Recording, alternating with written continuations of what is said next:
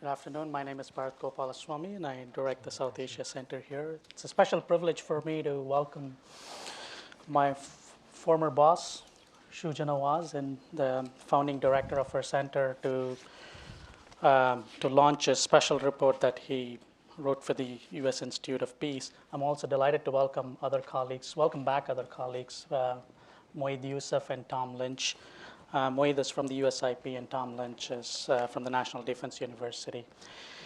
Um, so, I'm going to right away hand over the floor to Shuja, where he's going to talk about his report, and this will be followed by Moeed Yusuf, who is going to delve a little bit deeper on the National Action Plan, and finally ended up with Tom Lynch, who will put this into context and discuss the regional ramifications and also the implications for U.S. policy, and then we will dive into a question and answer session. Shuja? Thank you, Bharat. It's always good to be back. And then I have to drive in and I drive back, and I know why I stepped aside. Because trusting yourself to metro is a fraught endeavor. But in any case, the great part of coming back is that there's always a good conversation, even if you don't say anything of great import. I'm very grateful, first of all, to Moeed Yusuf and his team at the USIP, because they agreed to my doing this particular report, which we mutually agreed would take a period of 9 months to look at the National Action Plan and the fight against militancy and terrorism in Pakistan. And I wanted to do that because doing a snapshot is really not worth it and not very useful for anyone here or anywhere in the country. And the National Action Plan was an evolving entity. It started off with some list of things, a long list of things, and then it became clear over time how it was going to proceed or not proceed. So I felt it important to go there and speak with people, not just on the civil side, but also on the military, the police, civil society, retired senior military and civil servants and police officers also. And then in civil society, I also spoke with a lot of commentators who cover Pakistani politics. And so that was kind of the background. And access means a lot. And initially, there was a fair amount of good access. Later on, I discovered that it was much harder to talk to people because people were becoming much more wary.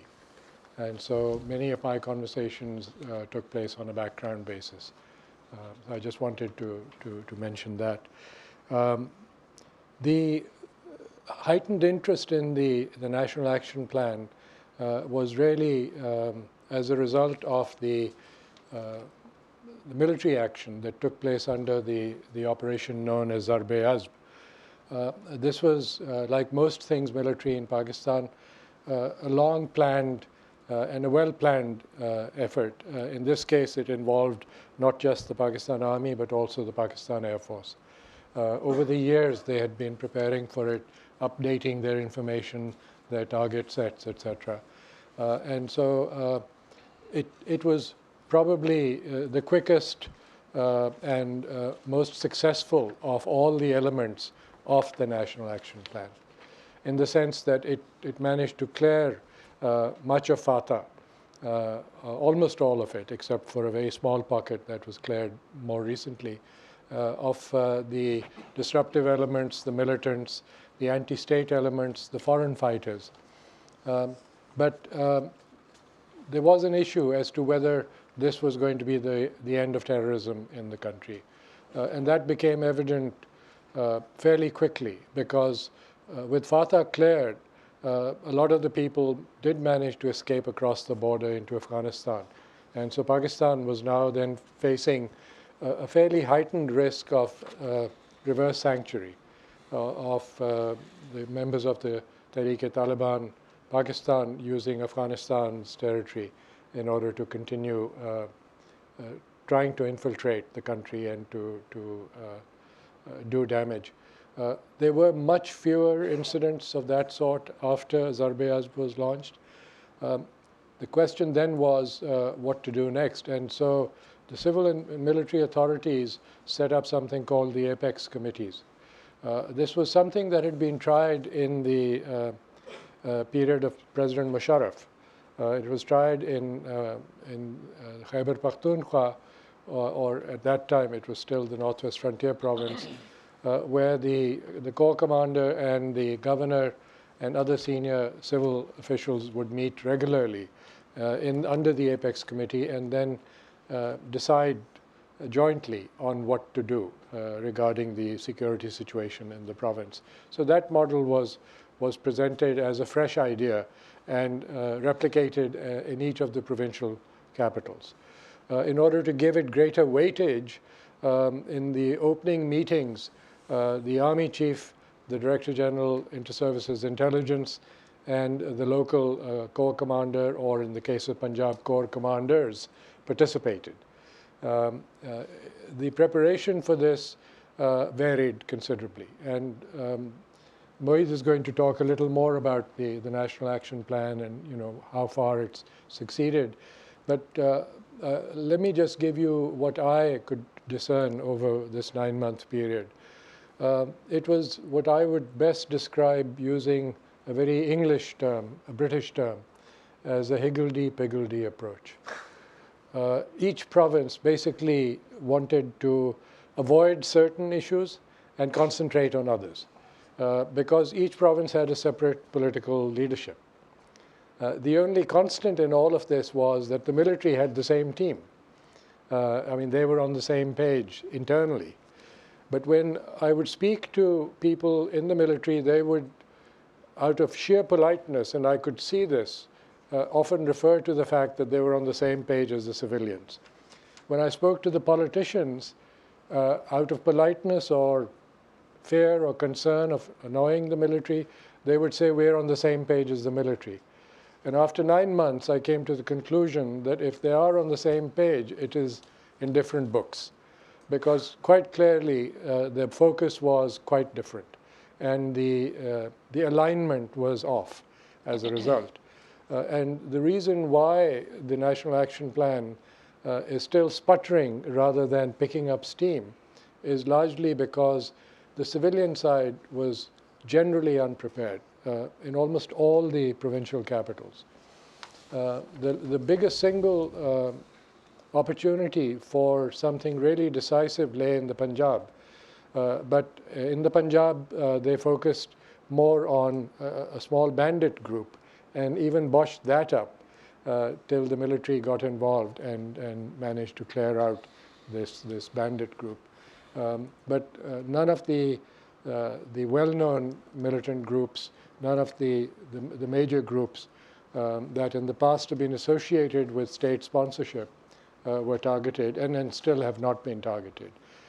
The only group that continued to be receiving the force of the state's power was the Lashkar-e-Jhangvi, which has tried to hit back recently also. But against all of this activity, I want to mention two things. One is that Karachi has become in many ways a kind of microcosm of Pakistan, because it has all the different sectarian groups, it has all the different language groups, it has all the political parties active there, and it is a city-state of 25 million. And being able to manage Karachi and to govern it and to be able to control militancy and terrorism in Karachi is going to be the test for both the civil and the military. The Rangers have come in and done a great job in giving the people of Karachi an opportunity to move around safely. I saw that tremendously change in the 9-month period that I was there. Just to give you one anecdotal piece of information, I went to a play at the Arts Council. And it was the 88th showing of a play called Siachen, which in itself is quite an interesting play. But it was standing room only on the 88th showing of that play. And it was the middle class and the lower middle class, and it was men and women and children who were attending the play. This was not something that was possible a couple of years ago. There were certain areas, and particularly certain times of the evening, when people had trouble going out. So that has changed dramatically.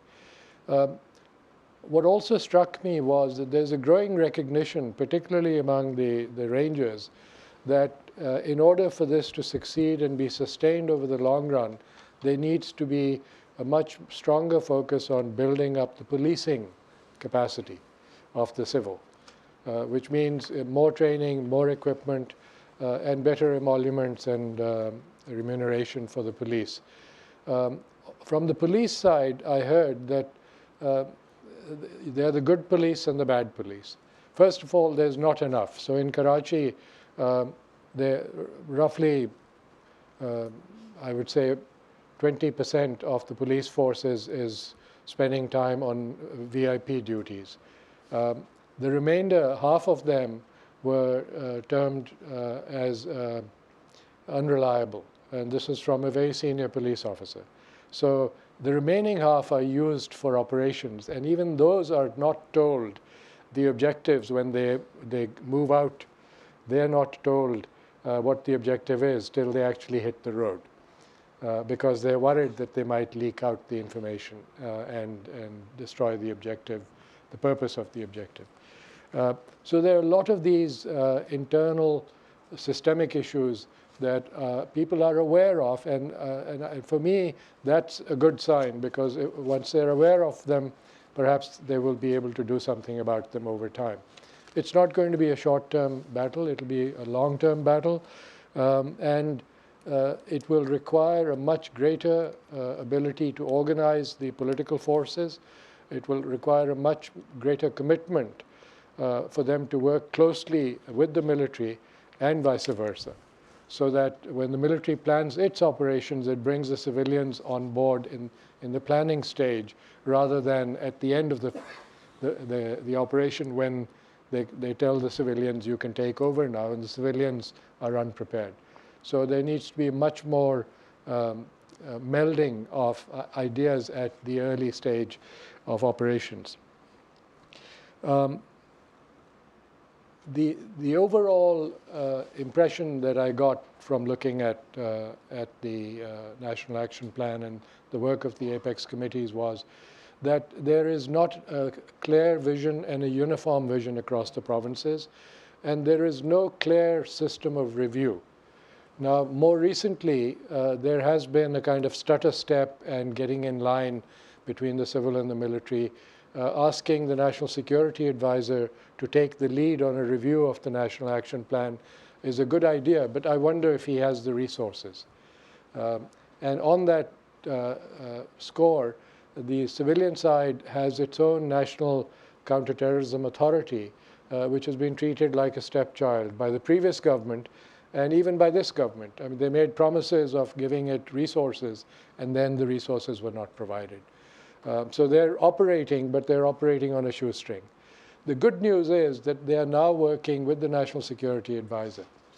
And if that communication takes place, then I think with a dynamic leadership at the National Counterterrorism Authority, a stronger review process, which I hope will be followed by stronger actions once the recommendations come from the NSA, we may actually start seeing some light at the end of this tunnel. But it's going to be a long tunnel.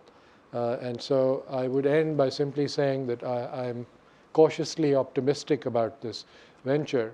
The danger is that the neighborhood is becoming more and more dangerous, and Pakistan cannot move out of that neighborhood, and so it will suffer the consequences of being surrounded by India on the one hand and Afghanistan on the other. And the other danger, of course, is that politics doesn't stop. And so we have elections coming up in Pakistan. in another couple of years. And so from next year on, the parties are going to be in campaign mode. And so it's going to get even tougher to take the really tough decisions that need to be taken in order to change the landscape that fosters terrorism and militancy in the country, to change the educational system, change the textbooks, and all that. So let me just stop here. I purposely avoided going into a repetition of everything that is in the report because you all will be able to read it. I was trying to give you my overview of it. Thank you. Thank you, Srijit. Mohit, you want to jump in? Thanks. Thanks, Bharat, for the invitation, and thank you for doing the report. So I won't be speaking to the report, but what I wanted to do in sort of our conversations, what we decided, I'd try and open up the National Action Plan a little bit, and so discuss this in the counterterrorism perspective. I mean, we all know for the US and for the world, it's crucial that Pakistan gets this right. Because of the violence, but also because this has become the ultimate marker of all of Pakistan's strategies, planning, and efforts on counterterrorism. So anybody who's going back to look at how Pakistan is doing is referencing this document, including the government, the military, and the people who are watching this.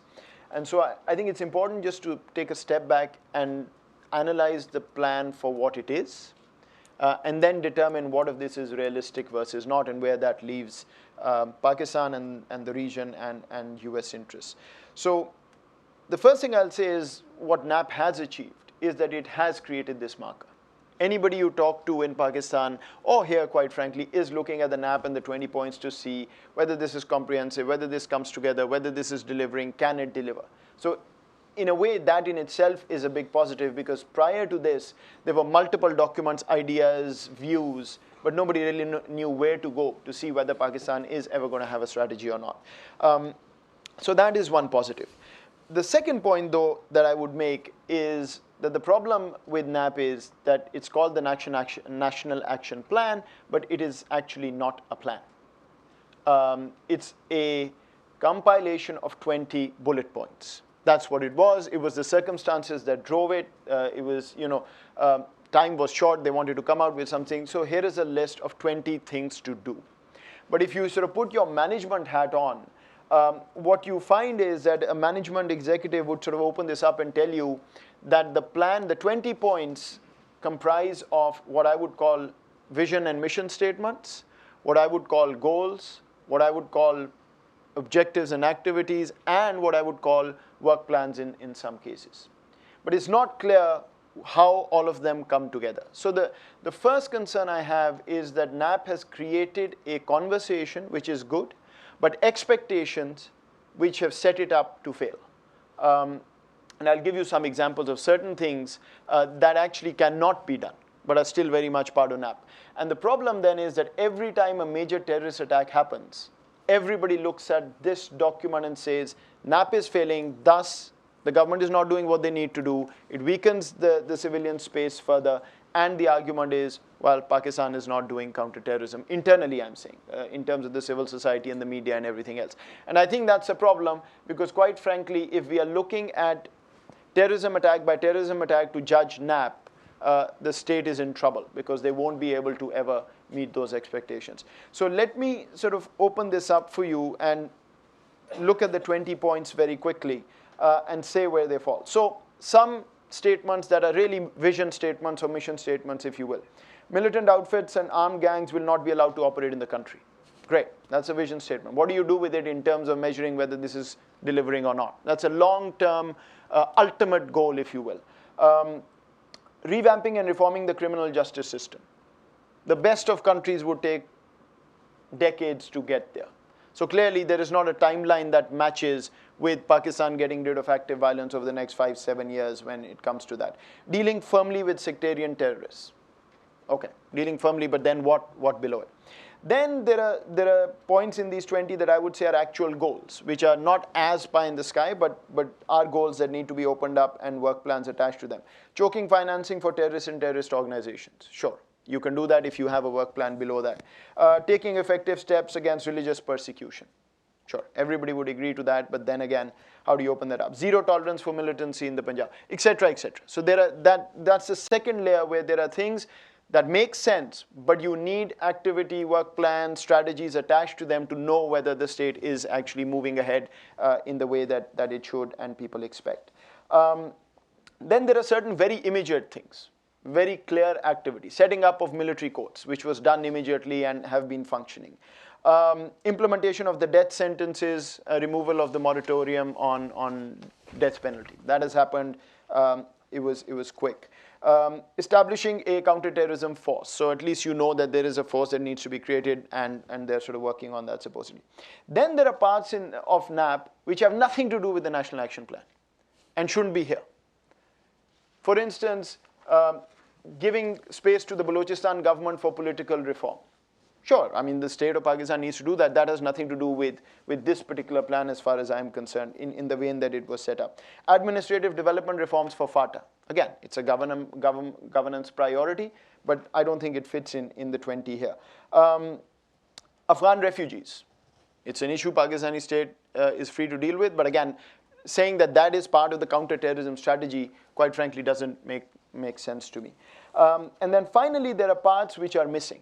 And you've sort of talked about the civil-military aspect and the military operations. You started off with Zarb-e-Azab, which is rational and logical, right? You want to go there and say, this is what has happened. Well, the most striking part of these 20 points is that military operations are not part of the 20 points. The only part about military operation is Karachi, which is very sort of specific because it's led by paramilitary and the civilians, etc. But the biggest part of Pakistan's counterterrorism approach, which is the military part, is not part of the strategy. And the reason for that goes back to the civil-military issue. They wanted to present this as a civilian document. They did. But at the end of the day, if you're looking at the country called Pakistan and thinking about a counterterrorism strategy, how can you not have that as part of this 20? So the point I want to make is that I think the state, to create the right kind of expectations for its own people and the world, first needs to prune this list and make it very clear on what of these 20 are actually things that they need to be measured against, what are real benchmarks, and what are things that are just statements that need to be there, remove militancy from the country, etc., which is fine. And then certain ones which may or may not be implemented but don't really belong here. The ones that I've just mentioned, Afghan refugees, reforms of governance, etc., etc. Once you do that, then you have a list of, according to me, about 7 or 8 that you can actually open up, have actual strategies attached to them, make them public, not the details of the strategies, but what are your benchmarks against which people in the world should measure you. And then I think you can have a real conversation about what is being achieved and what is not being achieved. If you look at the government of Pakistan's own sort of list of activities and what they've achieved so far, the raw numbers are fairly impressive. They've sort of had 54,000 odd combing operations, they say, 102 madrasas sealed, 33,000 combing operations in Punjab, 1,500 books that had hate material taken away, 7,000 cases resolved, SIM verifications, which is the cellular telephone sort of cards and whatever. All of that is great. But the problem is, what are you measuring that against? Is 33,000 enough? Is 60,000 what it should be? Should it even be part of it or not? And that you can't decipher unless you take the 7 and 8 points, open it up, and create a real strategy around it. So that's sort of one major issue, I think, with the NAP. And I would agree that this is politically challenging because you don't want to put yourself out there and say, I'm going to fail if I don't achieve this. At the same time, I think they're setting themselves up for failure because every time a major terrorist attack happens and people point to NAP failing, it's an indictment of the government's effort. So I think there is a better way to do that. Let me quickly pivot and sort of close by saying that the million-dollar question here is, the way the National Action Plan is set up and the Pakistani state is going after it, there are clearly certain things that have changed. And the biggest one of those is that mega violence is down by about 40%. The other thing that has changed, and I've seen it myself, and I think you've alluded to this, is psychologically the society doesn't reflect an existential crisis as it did about 5 to 6 years ago. So that's a clear change. The conversations have changed. People are not talking about leaving the country, whether to send kids to school or not. I think there's a much more sort of positive vibe there. So that's working. The issue is whether the state has plateaued or not in its efforts. So has it achieved what it could under the current paradigm, or is there more space to go further? And that's my worry. And I would argue that things are now getting to the point where the system has delivered on the maximum if you are going to approach this as 20 points ad hoc that you're going to try and do at the same time. And unless you bring more coherence to this, I think the military operations, especially things like Karachi, are going to plateau because you can't go beyond a point with the current civil-military divide on the issue. Things like the criminal justice process, the whole idea of setting up military courts was that in those 2 years you start the reforms from the criminal justice process. I haven't seen a single thing that has happened there. So are the courts going to be extended? Are they going to be removed and then you go back to the same old problem? I think the system as it stands is reaching capacity. And to make things keep going, I would argue you have to do what I just said. Prune the list, go to the 7 and 8, create strategies, realistic strategies, manage expectations based on that, and then deliver going forward. And the final point I'll make is the million-dollar question. I won't go too much into that because I know Tom is going to talk about that, which is, can Pakistan do more in the regional environment as it stands? So Pakistan's approach to this entire counterterrorism is a quarantine approach. Essentially take certain groups, deal with them, leave certain others without going after them, arguing that this is a sequential approach. The world's view is it's not a sequential approach, you're still playing footsie with it. Whichever one is true, it is a quarantine approach. And so the view from Pakistan's state perspective, I guess, would be you have to quarantine, there's too big a challenge, you'll do one, then go to the next, and then go to the next. The million-dollar question is whether that is doable or not. Because I think the consensus around the world is you've got to do all of this together. It's like cancer. You can't take one part and not touch the other part. And I think the jury is out and we will see, and you'll speak more to this. But if you combine the regional environment and if you combine what I've said internally, the problem on how the National Action Plan is set up, I think you are plateauing as the Pakistani state in terms of what you could deliver through this mechanism. They have delivered a lot, so I don't want to undermine that part. I mean, Pakistan in some ways is bucking the trend of violence-prone countries. I mean, look at the Middle East and then compare the trajectory. But are you going to get to sustainable peace? And to me, the $2 million questions are, can you prune the National Action Plan and make it more realistic? And can you get the regional environment to somehow complement what is happening internally? And there I'm very pessimistic, but you'll say more. Tom? Good. Thanks so much. Thanks, Bharat, and thanks to my friends here at the Atlantic Council for having me to this panel, and thanks and congratulations to Shuja on a fine monograph, which I really enjoyed reading, and to USIP for sponsoring and publishing it. I truly found it, having been looking in this area, in this space for the better part of 7, 8 years, coming up on a decade, that the granularity and the detail, Shuja, that you were able to get to in understanding what's been going on, not just with Zarbiaz, but also with the components domestically, was very helpful. And so I congratulate you on work well done. Thank you, sir. What I wanted to talk to today, and this has already been set up here, is kind of maybe paint a little bit of a broader brush and talk to the wider region. Because as Moeed has alluded to, and Shuja hinted at in his writings, but obviously that wasn't the focus of his writings, is that this whole landscape of terrorism and militancy fits in a wider framework. And it fits in the wider framework of several countries that I thought I'd just address briefly, and then we can save some comments for the Q&A period in the region. And then I'll also make a couple, maybe 3 comments about the evolution of the U.S. and Pakistan military relationship, something that I kind of try to track closely from my perch over at National Defense University, which I think fits into this context of the wider framework of the region. So first, in terms of the region itself and some of the trends that have also been emerging during the same period of time, the last two plus years, with Zarbiaz going on, and also with the items that Shuja talked about here with the action groups and others. Let me just talk about India, Afghanistan, and then China in that order, kind of the 3 things about the region. First, as many of you will know, and as I try to track fairly closely, the last couple of years of Pakistan-India relations have been amongst the most fraught and in some ways dangerous we've seen, certainly since 2007, and some would argue since even prior to that, back to 2001, 2002. And in that process, there's been a lot of back and forth that's particularly been highlighted in 2016 with respect to militant groups and terrorist groups, groups that India accuses Pakistan of harboring and sponsoring. And so you'll be familiar with the fact that since January of this year, the two most spectacular incidents that have occurred of terrorism in Jammu and Kashmir.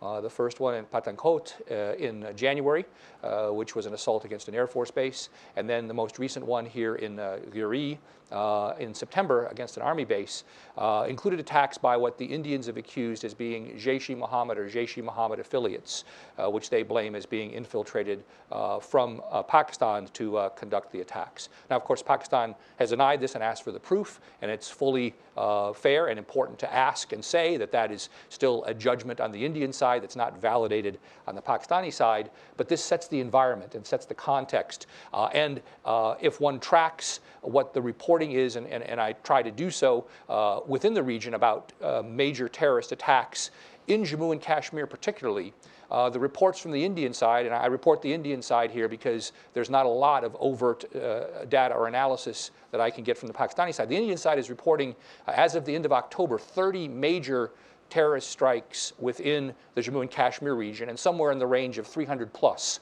So that's 9 months into the year. That's 30 majors, around 300 generalized incidents, plus the two big ones that I just talked about.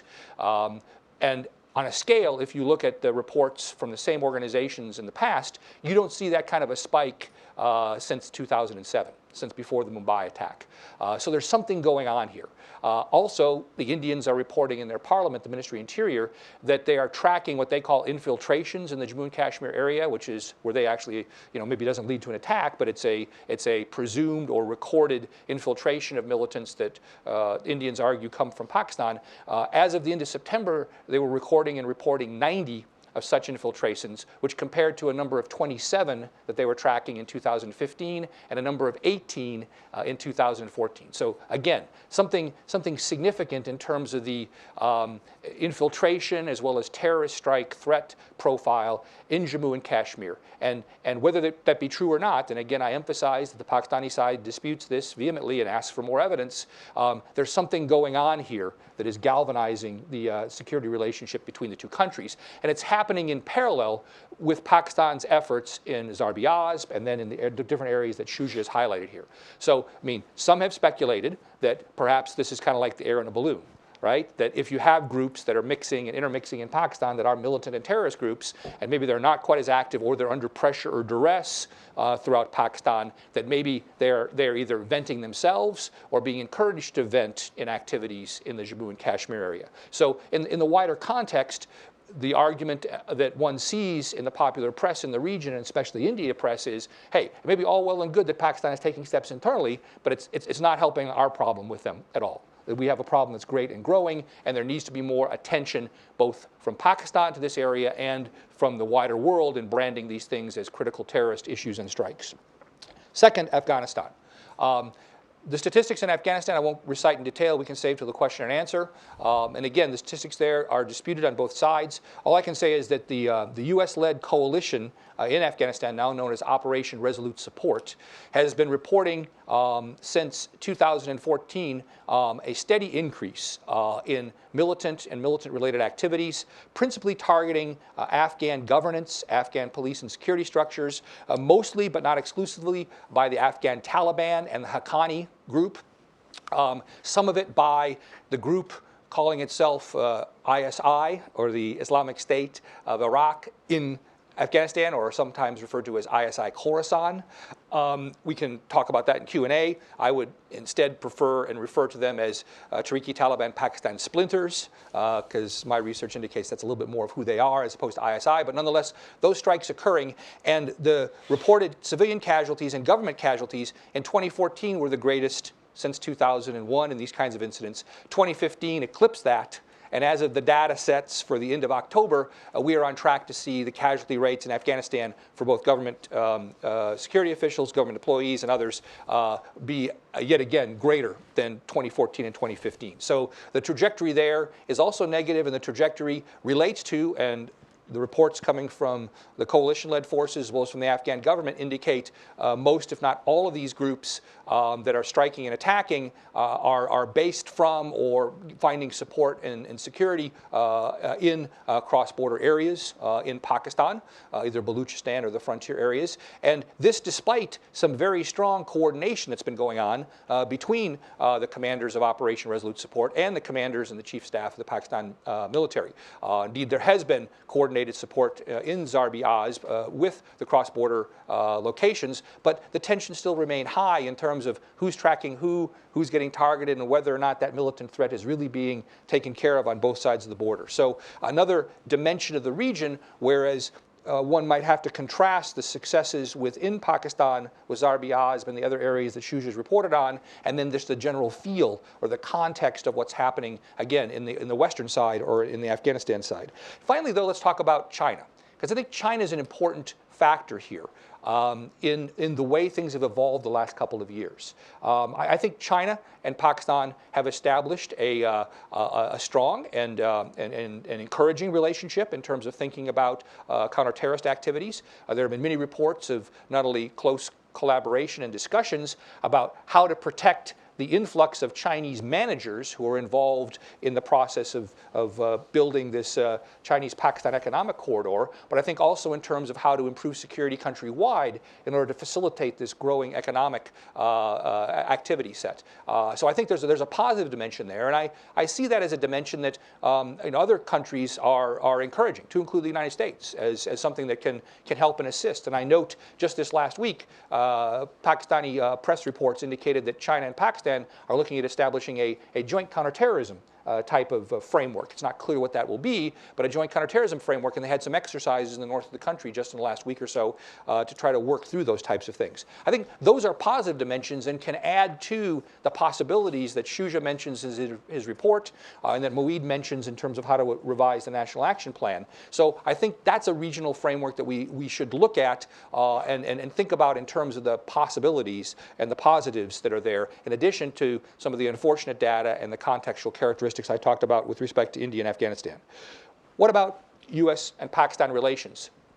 As all of you in this group will know, and despite some of the rhetoric that may indicate to the contrary, the United States and Pakistan remain allies in the global war on terrorism. In fact, are counterterrorism allies. And the United States still budgets and apportions funds to assist Pakistan's military directly in its counterterrorism operations.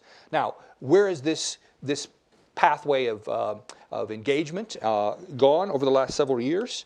Well, I mean, if one looks back to the salad days of 2009, 2010, 2011, where overall U.S. assistance, and I see Alan Cronstadt in the room who tracks this very carefully, and I don't hold a candle, Alan, to some of the data that you provide, but if you look back in 2009, 2010, 2011, we're talking about overall packages of assistance, security-related, economic-related, and then these reimbursable coalition support funds for counterterrorist actions. They range pretty much in the 3.2 to 3.25 to almost $5 billion range, and this is back in the period when there was the Kerry-Berman-Lugar bill, which had an economic package or stipend of $1.5 billion a year for a 5-year period. Not all that delivered, but nonetheless, it was appropriated. And then there was kind of a plateau, and after the incident with bin Laden, the level of assistance kind of declined through about 2014 in the range of the mid to low $2 billion worth of assistance a year, but still with fairly robust counterterrorism support or coalition support funds, universally in the low $1 billion range per year. Where have we gone though the last couple of years with the relationship? Well, I'd say we're probably still in a counterterrorism relationship, but it's been one that's been kind of on a steady decline path. We've not seen, and as a matter of fact, last year, the amount of coalition support funds that were passed was significantly lower than in the past previous years. There was a much publicized decline on the part of the U.S. Congress to provide $300 or so million to fund F-16 purchases, which left those purchases unmade, and those were purchases that Pakistan wanted to make, it argued, to assist its counterterrorism fight. And so, I mean, we've seen a decline, although if one looks at the 2017 budget, it's not a total collapse in Pakistan-American military and economic assistance funds. The projection, though, for 2017 is for the first time since 2007, the total package of assistance will come in somewhere at less than $1 billion. I mean, that's not trivial. I mean, there's lots of U.S. allies in different types of security arrangements that don't see that much assistance every year. So this is still a security arrangement, and it's still an arrangement that's based around counterterrorism support and a counterterrorism dimension, but it is clearly one that's been on the decline, one where the emphasis is maybe shifting a little bit more to trying to assist the civil authority in Pakistan while still maintaining a military-to-military relationship, but it's one that bears watching with comment, and with comment I'll come to in a couple of seconds. Next, there's the dimension of what's going on in Afghanistan, which I already talked about, and clearly the U.S. commander in Afghanistan, the commander of Operation Resolute Support, currently General Mick Nicholson, just like his predecessor, General John Campbell, both whom I know very well, have seen themselves as trying, wanting, and being willing to work with Pakistan and with Afghanistan to find a way to attrit or attenuate the Afghan Taliban militant threat, and particularly to do away with what is seen as perhaps the most pernicious and lethal threat, the Haqqani network. There is a perception right now that there is not a lot of common ground between the United States command and the Afghans in Afghanistan right now and the Pakistanis on trying to do away with that Haqqani threat. That remains an underlying tension in the relationship. We saw that tension come to the surface in May when there was a strike against the head of the Afghan Taliban, cross-border strike, a strike that Pakistan protested as violating sovereignty against Mullah Baradar.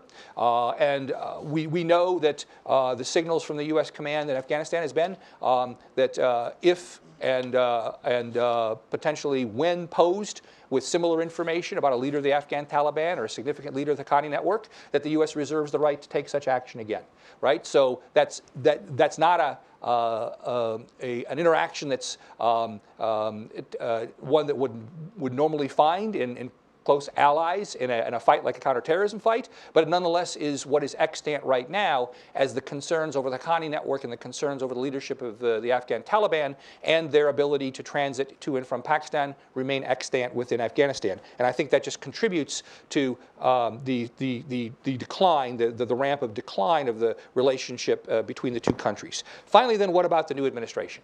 Well, I think we all get to hold on to our hats a little bit here.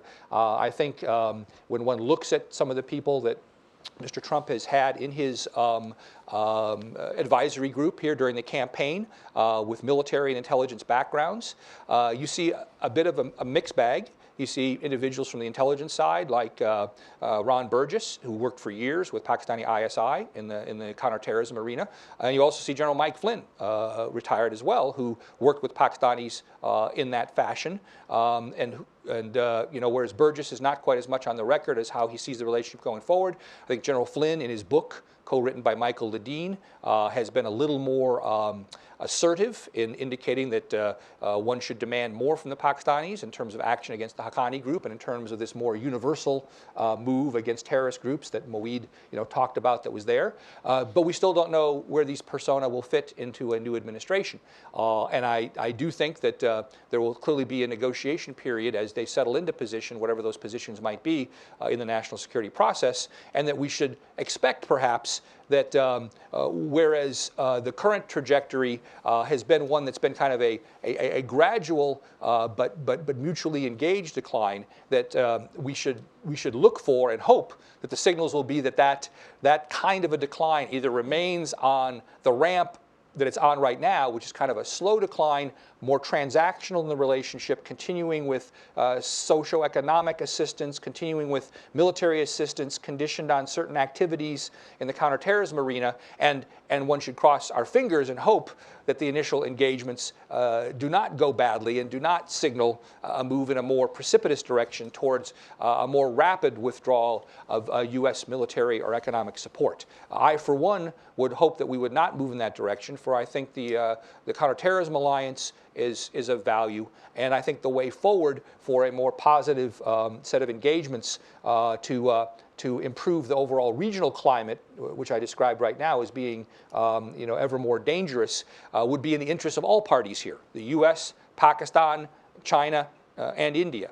And so it's with that kind of hope, but with very cautious observation that I look forward to the next phase in the U.S.-Pakistan military-to-military and security relationship. Thank you very much. Thank you, Tom. I just want to start off from where you left, which is, if I understand correctly, you would prefer a steady decline in the relationship? Or that's your best case scenario? What I'd say is that when one looks at kind of where we are right now, Bharat, and where one might go, I'd say the trajectory that we've been on right now, which has been a measured but nonetheless reciprocal dynamic that has led to a decline in the amount of physical support, that be the best that we can hope for, and that we continue to hope for that as we go forward, and not something more precipitous. Correct. And could you just tease out some of the implications? The question is to all of you. If there is a steady decline, what are the implications? And if I go to your worst case scenario, which is an abrupt decline in the relationship, what would be the implications? For? U.S.-Pakistan relations, the neighborhood writ large. And where does this lead us? Do you know where I'm getting at? Yes, well, I mean, I'm fair saying question. Your nightmare question. You're taking it clearly in the direction of speculation. I just want to highlight that it is my earnest hope that as this relationship between the U.S. and Pakistan is looked at carefully, the positives and the import of it will be seen as worth working at moving forward. Of course, the worst case scenario is one looks at some of the statements that Mr. Trump made during the campaign. I mean, he was pretty open in a couple of speeches in saying that, as far as he and some of his people were concerned, that Pakistan should become much more of something that India should have to deal with, and that the United States shouldn't have to deal with that directly. Now, I mean, that's campaign rhetoric. I mean, the implications of that and the dangers of that, I think all of us in this room are very familiar with and wary of. But I mean, that could be the worst case scenario. So I mean, I guess one has to put themselves in a position. If that becomes the worst case scenario, and the United States for some reason decides to not continue engagement with Pakistan in a military-to-military relations fashion, or in a more civil social fashion, I mean, would it be that there would be just this dramatic shift to allowing India to call the shots? I mean, I don't know how foreign policy advisory teams, would kind of get to that spot if they look soberly at our interest there. And when I say our interest, I mean United States interest, which not only include trying to inhibit a return of global global terrorist type organizations, either to Afghanistan or to any part of Pakistan or the region, which include trying to inhibit any kind of a major power war between two nuclear powers that could become very devastating to the region and have international economic and global climate implications if it should get to that point, and also to continue to pursue a policy of trying to not have proliferation of nuclear weapons. So I mean, I think all those things augur for the United States, one, staying engaged with Pakistan, maybe at a reduced level of economic assistance, but nonetheless staying engaged, and the U.S. staying engaged in Afghanistan, where you still have a lot of territory that the Afghans can't manage themselves, where we've seen that if a vacuum is created, Al-Qaeda or Al-Qaeda-like groups will establish locations. They did in late 2014, and they show the propensity to do it again. So the United States should and could remain and engage there. So I think, when one looks at the worst case, I mean, yeah, you can speculate the worst case, the U.S. backs all the way out, doesn't get involved. But when you look at the risks and the dangers from wider perspectives, I think it's entirely premature to speculate that a group of advisors who would look carefully at the region would come to a conclusion to just back out or to follow through on campaign rhetoric. I want to come back to you on a couple of points there, but before that, I want to invite both of you to Shuja. Go ahead. Yeah. I would say a couple of things. First, I actually don't see how you can keep be on the current path with the US-Pakistan relationship. I think something will change. Now, how it changes, how abruptly it changes, I don't know. And the reason I mention that is that if you have conversations about Pakistan and think about how it's going to be internalized, I think there are two issues that will come up, basically. One is Afghanistan, and you just mentioned the underlying tension. If that is true, and if Afghanistan, if the US and Pakistan have to think slightly differently on Afghanistan than the current sort of collision course, then either Pakistan will change policy to US's liking, or the US will stop asking Pakistan to do something about the Haqqani network. Neither of those, I think, are likely at this point, given the regional framework that we are in. In fact, I would argue, I would say the same for Afghanistan, but Pakistan, where I can speak with some authority, I've never seen the narrative on Afghanistan so caustic as I saw this time in the summer. I mean, the lines are drawn. It was always, this tension was always there, but it was always hedged. It was always, yeah, we can work it out, etc. I think the lines are very clearly drawn, and the view is, well, if we're going to be blamed for everything, then so be it. We're also going to play hardball. And I think it's a similar view on the Afghan side. So I don't think that changes. On India, I think Pakistan still is looking for a US that comes in and helps on the major issues as they see them.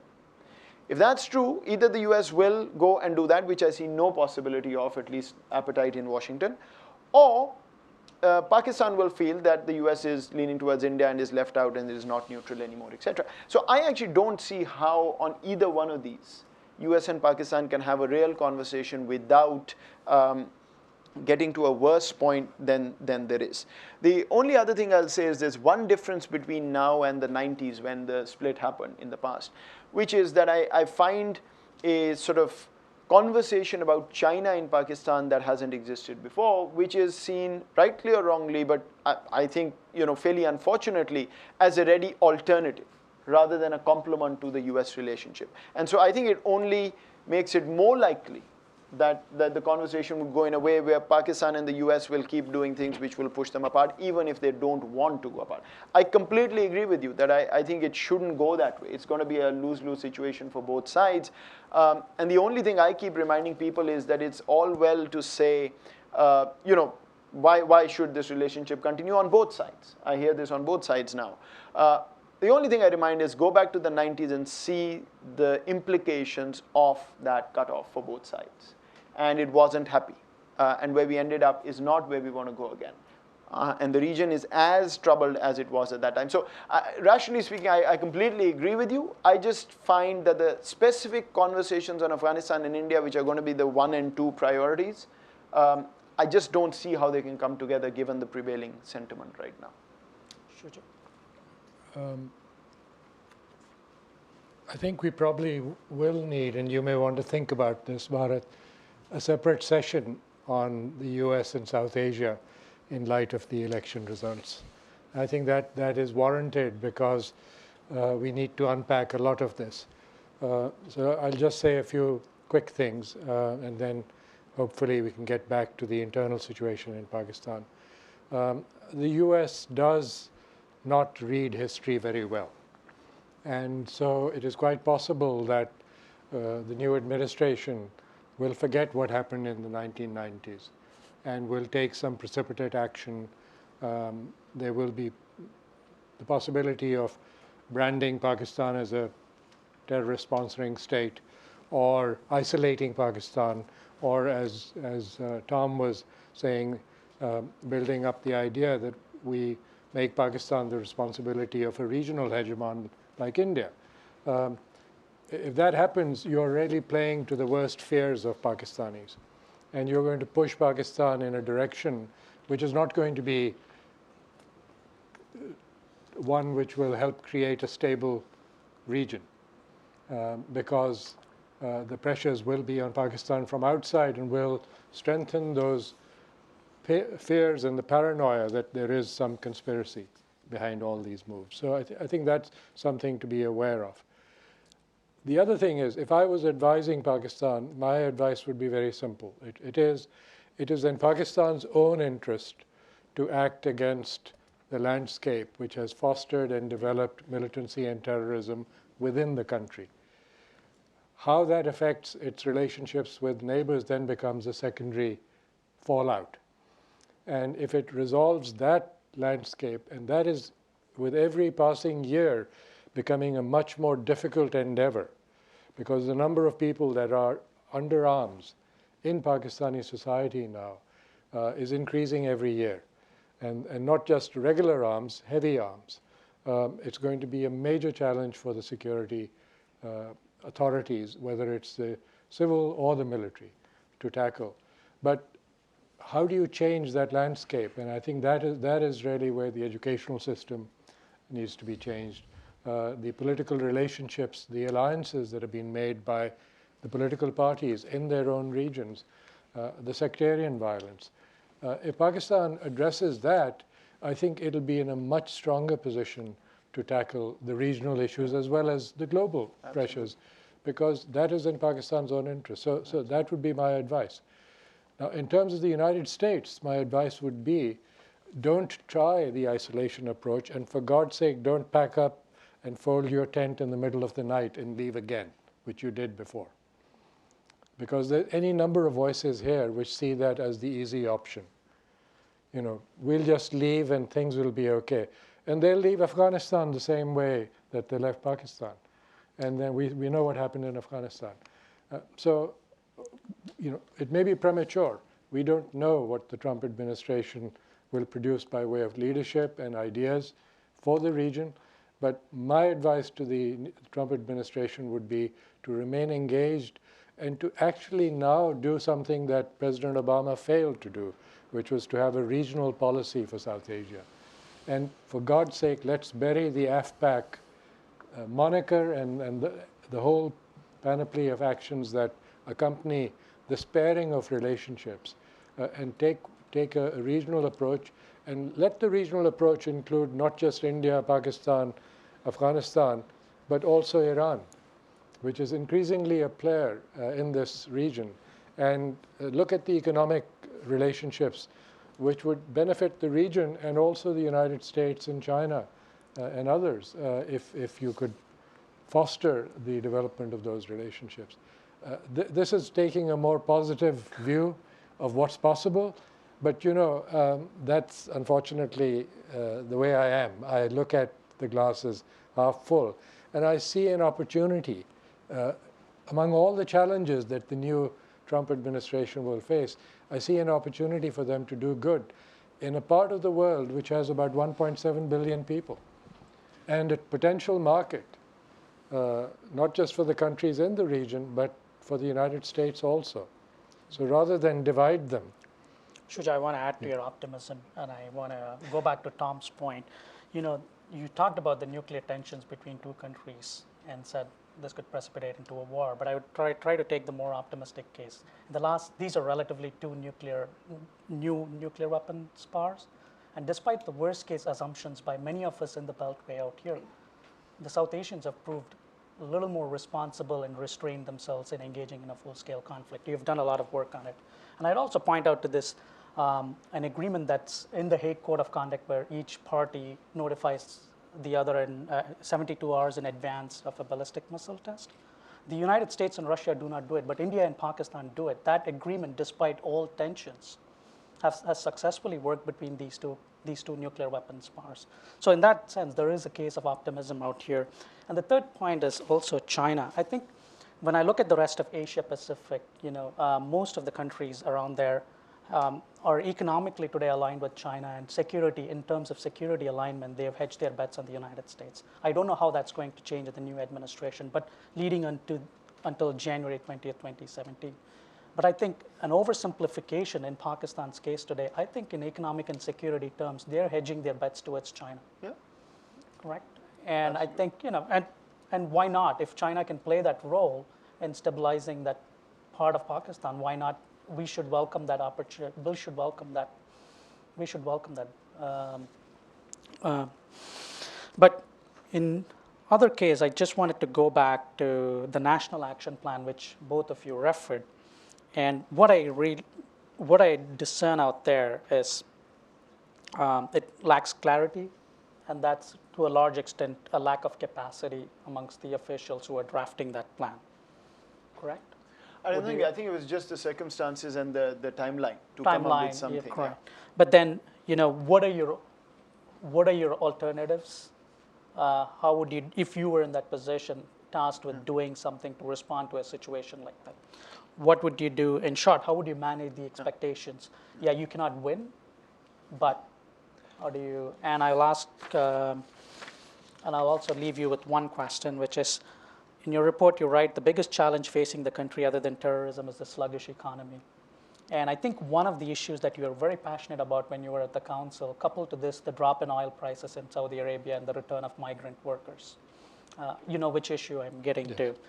And the defense spending went up 11% in the 2016-2017 budget compared with the previous year. So what can be done to have a budget that reflects the values of a country and its society? So who wants to jump? Let me start with the last one first. I think we had a very useful recent discussion at Stimson about defense spending. And I think one needs to be quite clear. India and Pakistan have this paired relationship on defense spending. But what makes Pakistan's defense spending go up considerably, and particularly in the recent years, is really not India. It has been the internal security situation.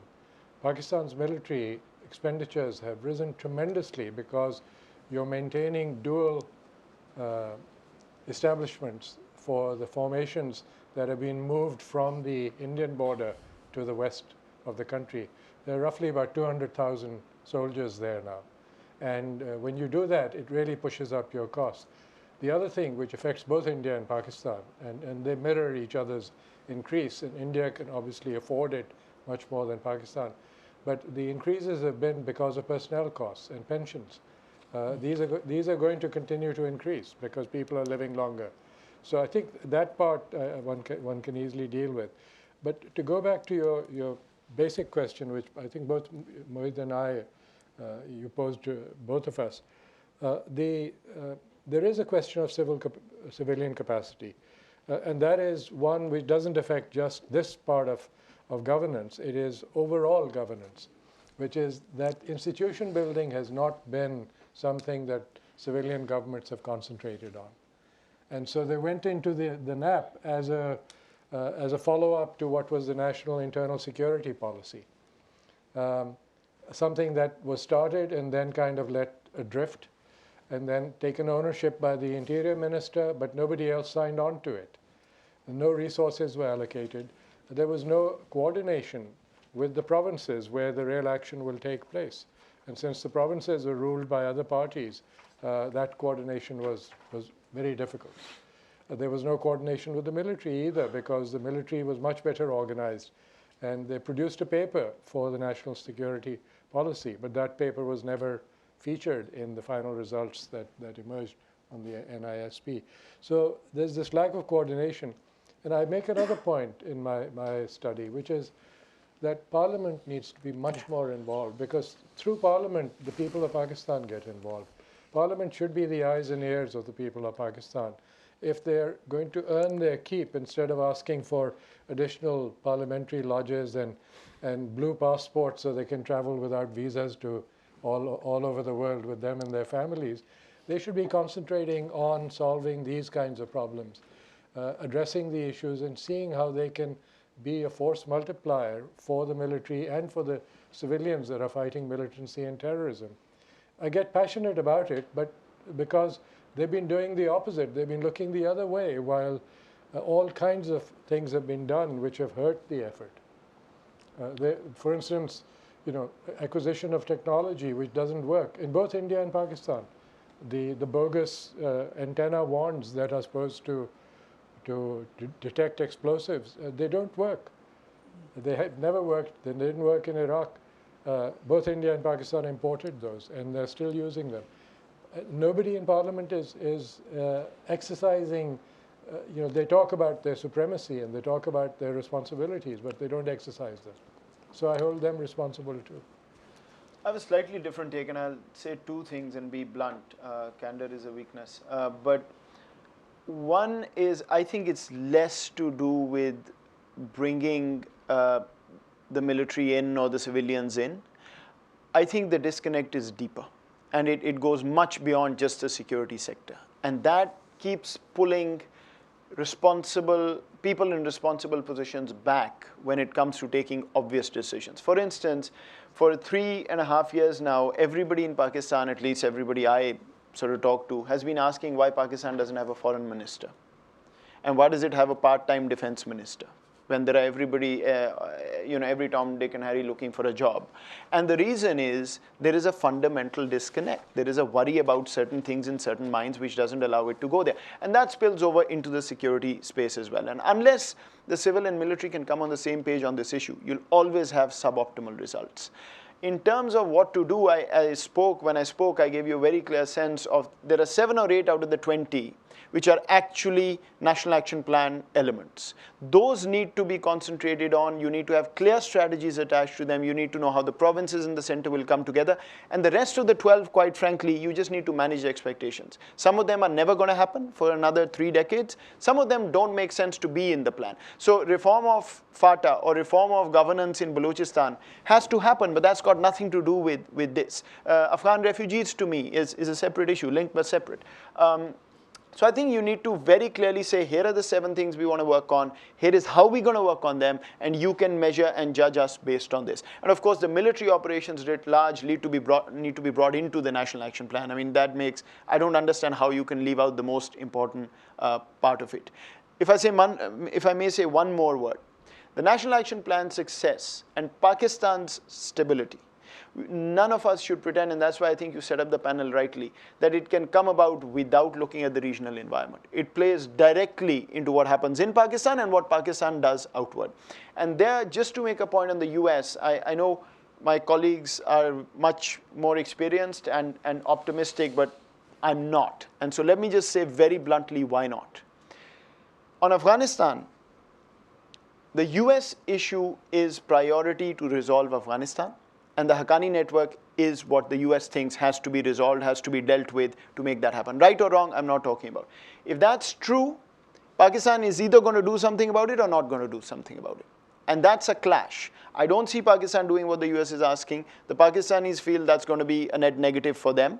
But the US wants it done for Afghanistan. I don't see a resolution to that. On India, the US view and the appetite in this town is terrorism is the problem, resolve the terrorism issue.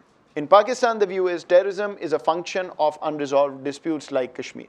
So help us resolve that and terrorism will go away. There's no matching of that.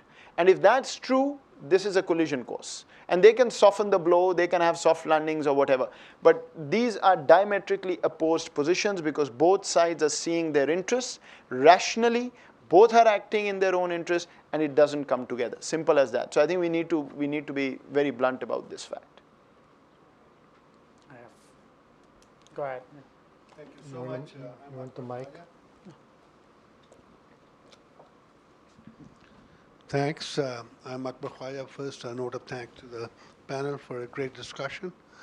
One comment and one question. Comment to Mueed, the observations about 20 points in the National Action Plan. I'm sure there's a classified version of the real plan, and what you have seen is just a bullet points.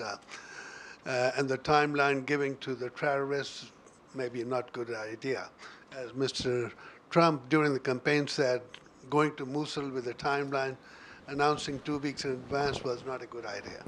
Question to you, Tom. Mr. Trump in the campaign said if he would have been the president, there would have not been ISIS. There would have been a different solution. You think similar situation in Afghanistan? What do you expect from Mr. Trump's strategic move to tackle with Haqqani's network, which was original President Reagan's idea? Thank you. Right. Well, certainly ask my colleagues in here, but let me offer you the observation as follows. I mean, first, let me qualify myself as a realist, not an optimist, when it comes to Pakistan items. And part of that realism is the fact when one looks objectively at the history, when the U.S. and Pakistan have divorced in the past, the results for the U.S. have been net negative within 5-6 years afterwards. We've had to come back with more. We've had to come back with more cost, more issue, more problem. Pakistan has suffered too, though. And so, I mean, both sides tend to lose when there's too much of an abrupt break, which is why when I look at the transition period here, I say, yes, we have some cause for concern about the future of the relationship when we look at Mr. Trump's campaign statements and some of the things that some of the people advising him have said on record and written in books. But when one looks at this relationship, as I'm sure this team is doing right now and will continue to do in classified briefings and other things, I'm reasonably confident that they will see a couple of things. First, that there are problems with the relationship. The Haqqani network, the Afghan Taliban, some of the other wider terrorist groups and issues. But there's also a framework that we haven't talked about a lot here, which is still, as you alluded to, this wider global war on terror framework. And there, Al-Qaeda is part of the constellation. ISIS is part of the constellation. Many of the groups that circulate in South Asia are part of the constellation. And the United States has an overriding interest, and I think Mr. Trump's people have an overriding interest, they've said, in trying to make sure that there is no repository or no safe haven for terrorist groups that can plot and plan global terrorist strikes and activities, particularly against the U.S. homeland, but also against our allies and our interests overseas. To me, when one looks at this situation right now in Afghanistan and Pakistan, there is still grave risk there. And the grave risk gets graver if the United States disengages.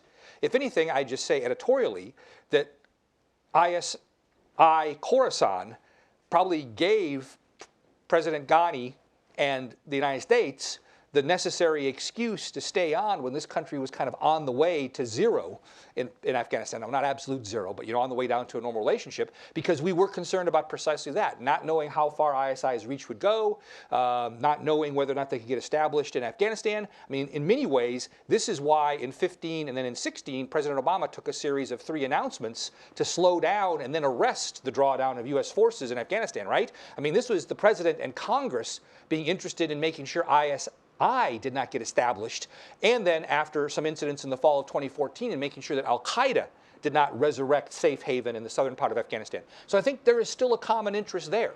To the extent that Pakistan's intelligence services can play positively and help the United States inhibit that, I think there still is potential there. But I'm a realist, okay? We got to do better.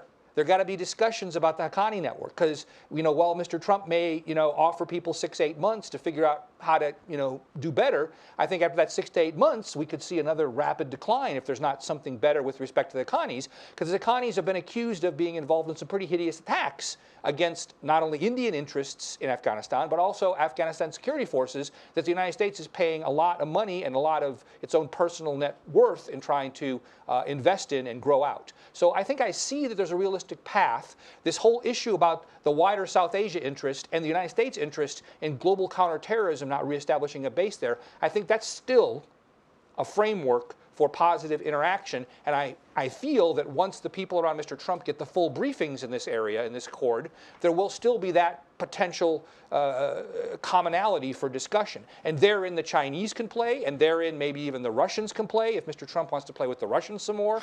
I mean, how that would work out or not. Okay, so I'm talking about realist interest here. I'm not talking about, just idealist, we should. I think there's some realist interest here. But I'm also not naive.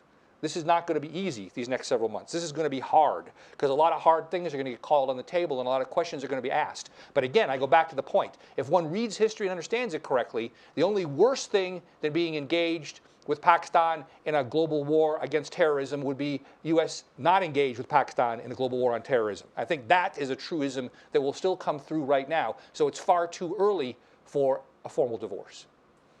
I just want to take Alan's question, then I want you all to respond. Yeah.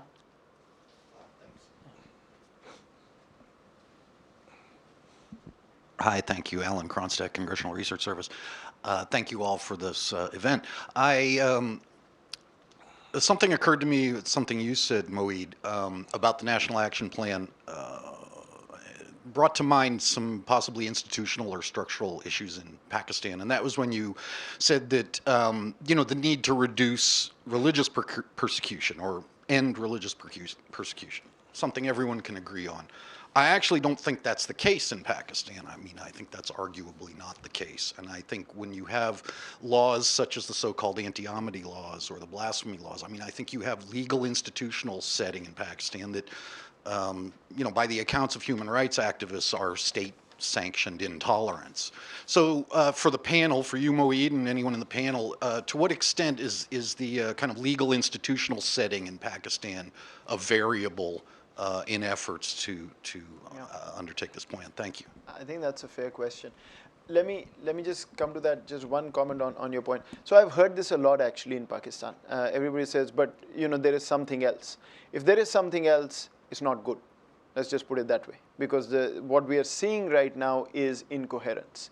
And somebody who's done 9 months of study, and I've spent the whole summer doing this, if none of us can at least find out whether there is or not, there is a problem. The other thing is, expectations are managed with public information, not with classified documents. And my whole argument is that the government, the state sets itself up for failure if the expectations are too high and the delivery is not. So if the state cannot challenge the notion that every time a major attack happens, NAP has failed, there is a problem.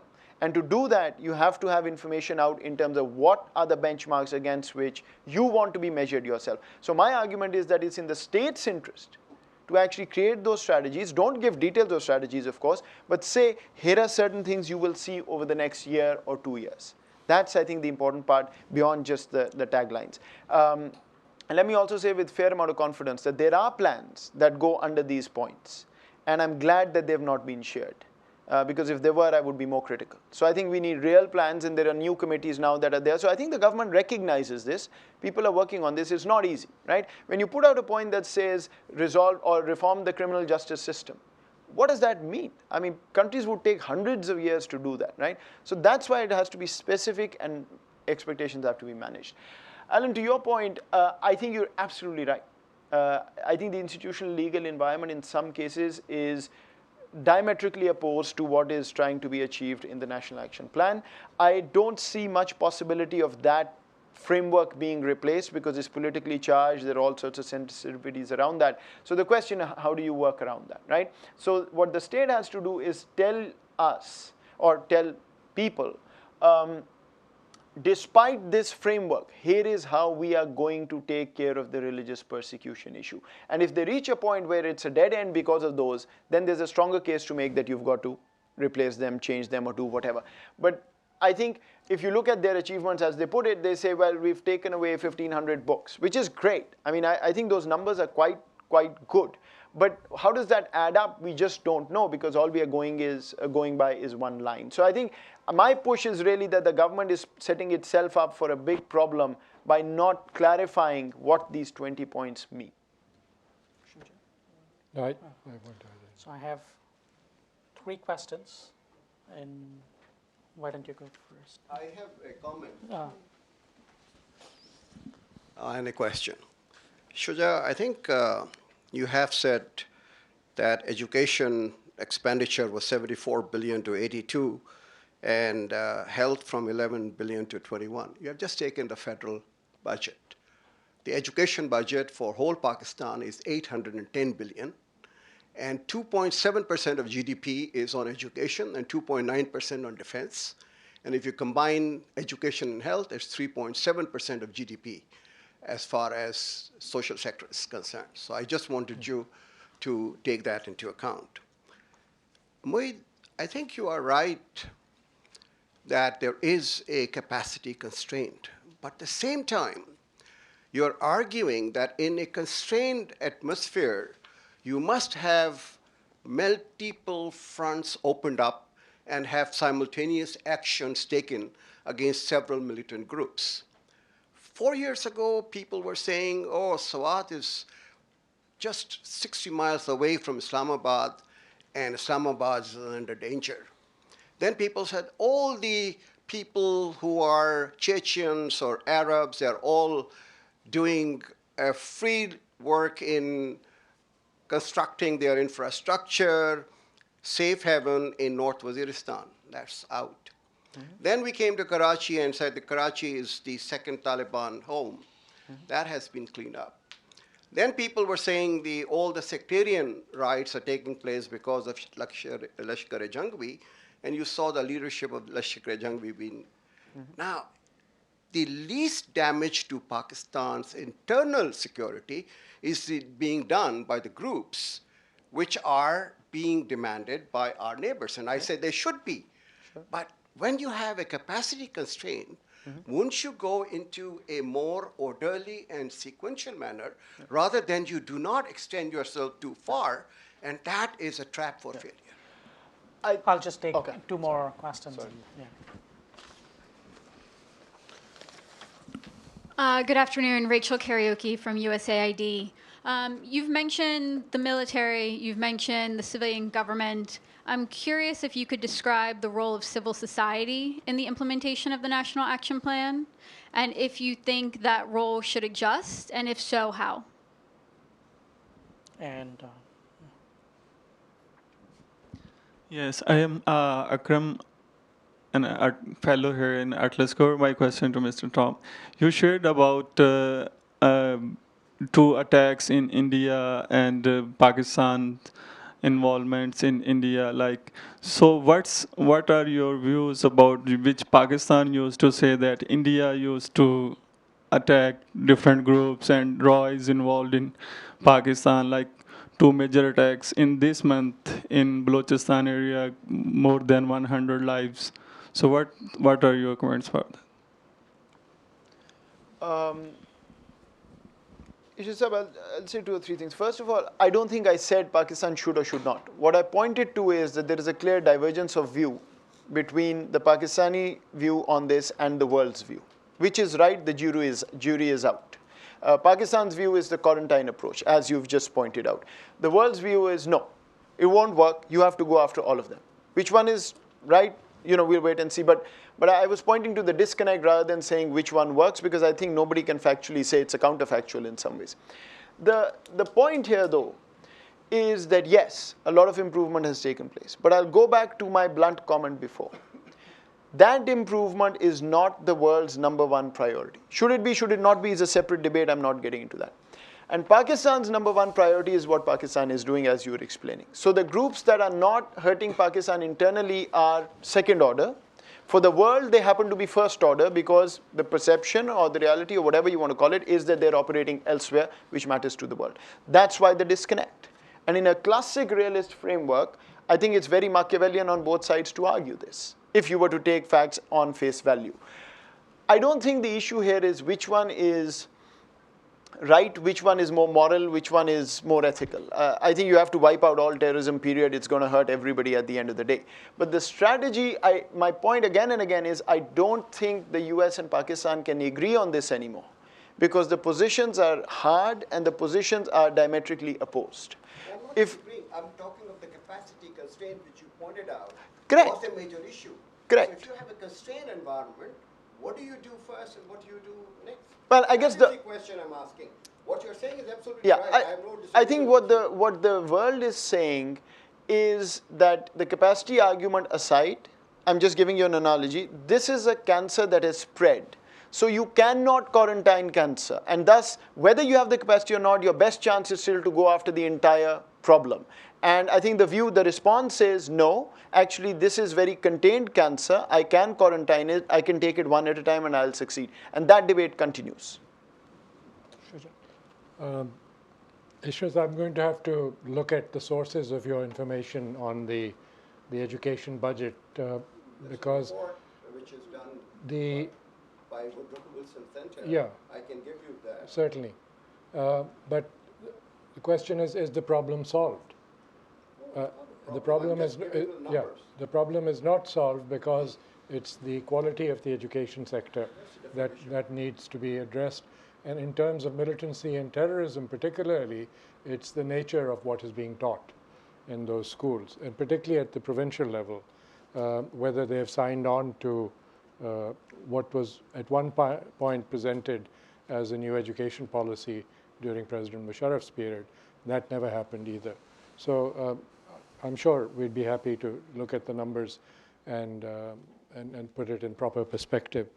On the question of civil society, there was never any plan in the National Action Plan to involve civil society in this discussion.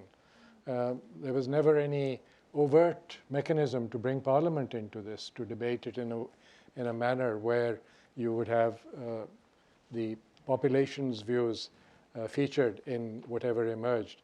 And I think what is happening now is a kind of retrofitting of that. Moeed has spent time there, and he's obviously privy to a lot more recent information.